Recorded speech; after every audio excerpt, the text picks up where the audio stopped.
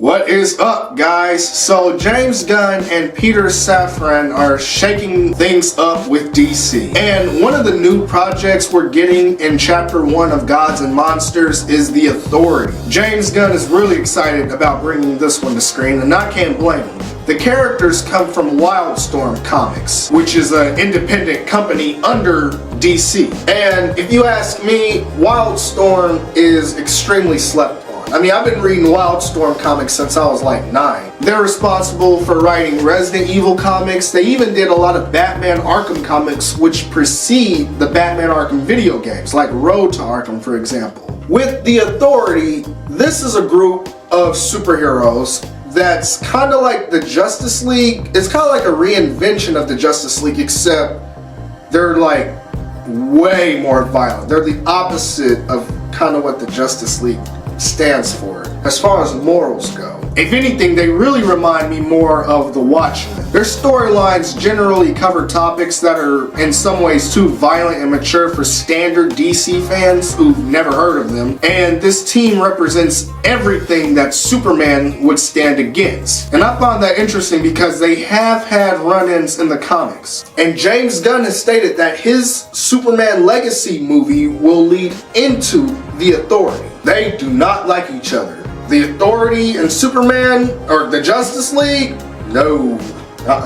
See, this team believes in using their powers to proactively help the world by any means necessary, whether the world needs it or not. And there's been different members on the team coming and going. Leadership has changed hands a few times, but the original roster was Apollo, who is kind of like Superman. He's arguably just as strong as Superman. Then you have Midnighter, who's just like Batman. I mean, they even kind of dress the same. And Apollo and Midnighter are actually in a relationship with each other. Yeah, literally. And so there's that. I'm sure a lot of people will like that. You also have Jenny Sparks, who is almost like Livewire in a sense. She can create, control, and turn into electricity. The engineer, Angela Spicer, a woman who injected nanites in her bloodstream. She's like a walking cyborg. Hawksmoor, who I think has the most interesting solo stories. He's referred to as the King of Cities. He's kind of a weird one. He gains his power from a symbolic link with the city he's in, and the bigger that city is, the stronger he becomes. When he was a kid, he was abducted by beings from the future who tortured him, removing his organs and replacing them with bizarre technology that gives him his abilities. Like I said,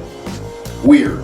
He's pretty chill though. I mean, I like him, and he even hooked up with the engineer. You got Swift, a Tibetan woman who's basically like Hawkgirl, and she had a relationship with Jenny Sparks. A lot of couples on this team. And last but not least, the Doctor, Jerron Thorndike, a shaman who's kind of a reincarnation of another shaman. It's kind of some Chucky voodoo child's play stuff going on with this one. I will say that he is the most interesting though. He's a former millionaire and former heroin addict who loves Sonic the Hedgehog, and I think a character like this will relate to a lot of audience members because he's so broken. Matter of fact, I think that this whole team will resonate with a lot of audience because it is so different storytelling than DC is kind of done for. It is so violent, but it's compelling and it's real, and to me, I think that it's exactly what would work in this world today. It's a very diverse group of broken people. People like diversity and they like representation.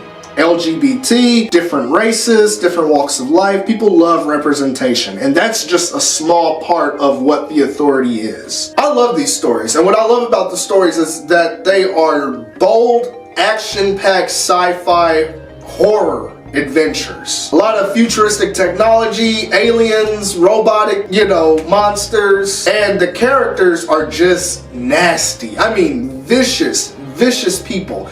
And it's so exciting to see how Superman will lead into that. Y'all know what it is. He's a Boy Scout. He is not gonna tolerate them at all. But then again, even Batman is a Boy Scout compared to members from the Authority. Batman would not be on this team by any means. He'd be the one that's trying to shut them down. James Gunn stated that he really loves Wildstorm and that he and Peter Safran are bringing a lot of these characters to the DCU, which could mean that we see heroes from multiple versions of the team brought to life. I don't know, but what I do know is that if you guys have never checked out The Authority, you've never read it before, this would be a great time to start. I have a lot of different comics from Wildstorm, and I'd recommend any one of them to any reader, especially the Resident Evil stories and Hawksmoor stories from The Authority. Like I said, he's got the best solo stories. But that's all for today, guys. If you want to read these stories, you can read them for free on readcomicsonline.com. This was just a brief rundown of The Authority. I'm excited, and